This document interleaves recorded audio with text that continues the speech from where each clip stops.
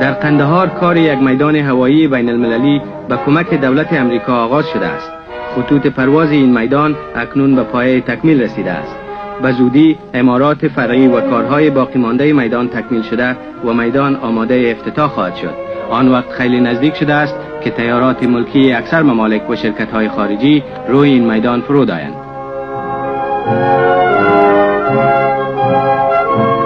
شاغل صدر اعظم امور ورکشاپ میدان هوایی بین المللی قندهار را نیز از نزدیک مورد مطالعه قرار دادند.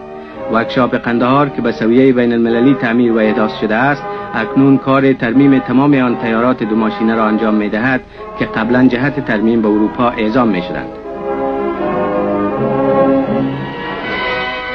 آریانا افغان هوایی شرکت جهت تربیه هوانوردان سرویس های خود در قندهار یک مرکز تعلیمی و تجربوی دارد.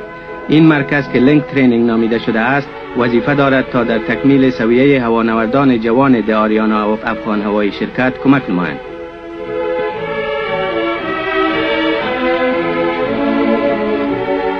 جوانانی که در آریانا افغان هوایی شرکت به امور فنی گماشته شده اند در مرکز تعلیمی قندهار مراتب نظری و عملی مسلک را فرا میگیرند.